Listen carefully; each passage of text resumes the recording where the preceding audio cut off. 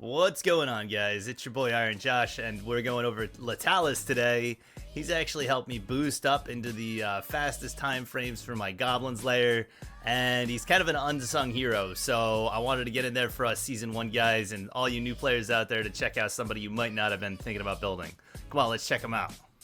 So Letalis is an unstill wizard. He's chaotic evil, and he was transformed by an elder into an unstill. So he's not like Vasca, who had been afforded the access to the deepest recesses of the voices. He's very loyal. He listens to his master, even though he's never actually met his master. And then later on in life, he actually has a little bit of an attitude in this story when he's burning down people's villages. So this guy is definitely chaotic evil. He will terrorize your city. So do not talk back to a guy dressed in all green who has a face hidden behind a mask. It's not recommended. As you can see here, Letalis is rated very, very low on all the dungeons and everything. Goblin's Lair, Grave of Venom, Grave of Curse, Grave of Rot. So basically I'm going to recommend to not build him unless you're going to put him into this situation. So just remember, guys, he's an unsung hero for my team. Basically what I'm using him for is to put on debuffs in front of my Sigrid. So here he's got a great captain skill though. He increases all allies attack by 24% in dungeon battles. So I really like that. And then his passive skill is when the hero deals damage to an enemy, there's a 30% chance of inflicting the target with attack penalty for 5 seconds, which is really good. He's got a single target poison damage to an enemy that reduces 20% of their ultimate energy. So that's pretty good too for single targets. And then here it is, he's dealing damage, 720% attack, which is nice. Poison damage to enemies within range, has a 75% chance of inflicting healing reduction to enemies above 50% for 10 seconds, and a 75% chance of inflicting healing prohibition to enemies below 50% for 10 seconds. So I like the 720% nuke that he's doing in an AoE. As you can see here, it's only 250% for the single target, and there's no details for this one. So as far as equipment goes, in the official walkthrough in the hero guide, we're going to see that he is good with attack and accuracy, as I said. The 3 ears emblem hood would be really good because he's going to increase all allies attack after he casts his ult, and that'd be huge for you for some extra damage if you can pull that off. And then also for the wave, or actually this would be for arena, to inflict stunned, making it suitable for control type heroes. Yeah, so if you're running him in the arena, then yes, I would say Holy Hunter, but more or less I would say the 3 ears emblem hood is good, and also the one that we're using for the extra attack is really good. Crown of the Unclean, obviously still good. So, you know, these are definitely ones that we're running for this show. This is my stuff. Like I said, guys, I'm still Season 1, but our basics are legitimate. So we're going to be looking at an attack, armor, and then so you want to attack armor on him, and you want to try and get some of that accuracy in there. So as you can see, we have plus 132 accuracy up here. I'm running 168 all in total. If you can get that higher, great. So you're going to want to do as much attack, as much crit rate, and as much damage with as high as accuracy as you can possibly get for that third skill with the debuffs. So, of course, we're going to look for the same thing, some damage, so crit damage, and then, I actually don't have any accuracy on here. I could probably go through with some of my newer items and see if we have any later on, but this was working so far, so we're going to leave it. I would like to get that crit rate, obviously, up to like 75, 80% if possible, but, you know, like I said, he's kind of an unsung hero. So here we have our weapon. We're going with the attack, the accuracy. Here we have a triple roll into attack, which is really nice. So that gets us some extra damage.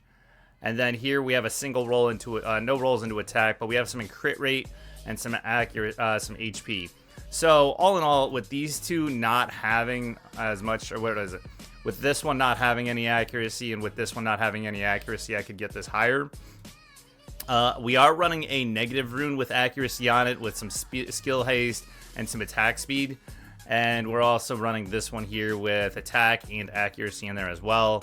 And then last but not least, we're also doing the Crown of the Unclean, which gives an opportunity to give defense penalty when he casts his ult. So that works really good with Sigrid. That's going to work really good with Dane. You know, in Season 1, you are running the Fire and Poison as your main farming team. So I'm going to go ahead and run the team now and show you guys more of what he's capable of doing. Alright, and here we are in the Goblin's Lair 3. Going over the units really quick. We have Horus running 5 out of 6 legendaries with the non-legendary artifact, not skilled up. We have Sigrid all the way skilled up, 5 out of 6 legendaries, no legendary artifact. And we have Letalis coming in here, 4 out of 6 legendaries. You know, not even using the fully skilled up or powered up artifact. We have Dane all the way skilled up, 5 out of 6 legendaries using, just so you guys know, these are based with a little bit of skill haste and some accuracy in there as much as I can power it up. So we are running balls to the wall as best as I can here. MC all the way powered up, running 5 out of 6 legendaries with 2 epic, what do you call it, item pieces in there. And so we're gonna run through this just for the video. I'm hoping that we have some really good runs for you here. Oh, let me go over the timing really quick. So just so you know, the skill timing here is set up so that Dane goes, then Sigrid goes for the first wave. You're gonna see the main character go, MC gonna go first, then you're gonna see Dane go, and then you're gonna see Sigrid go. That should clear wave 1. Right after wave 1 comes in, Letalis is set up to actually hit with his ult, and then Sigrid, as you know, she's just going to keep popping her ult off, so we don't control her, we just let her fly every 6 seconds after that. So the timing seems to work pretty good. Let's give her a run through. Let's put in some food really quick for the video so you guys can see. Just, you know, for funsies, we're going to do poison damage and attack 10%, and, you know, let's run a couple runs here so you guys can kind of see what's going on. Yeah, we'll just do that. That's fine. And so here we go. Horus is going to run up there. We have Horus's skill turned off. And MC is going to drop his ult. And then Dane's going to pop his ult. And then Sigrid's going to drop hers. Now, Letalis is saving his ult for this wave right here, which he lands on that. And then as soon as Sigrid's ready, she's going to drop her ult again. There we go. She's going to do clear a little bit. MC's going to hit, and then we should see something from Dane to clear this wave. Okay, so he missed the crit there. That's fine. And then, you know, it's one of those things where we just kind of hope for the best on these. I have gotten the highest level clears on these, which is the 52nd, which is what we're looking for. And I hope that we can do that just for this video here. It doesn't look like we're going to because these guys already ran out of the way.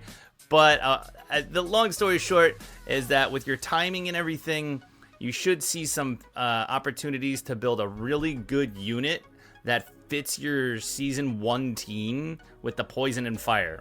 And so that's basically what I'm doing is I'm saving my resources. I'm building somebody who's not in need of the purple scrolls so that I can put them into somebody for the arena. And, you know, really make sure that I have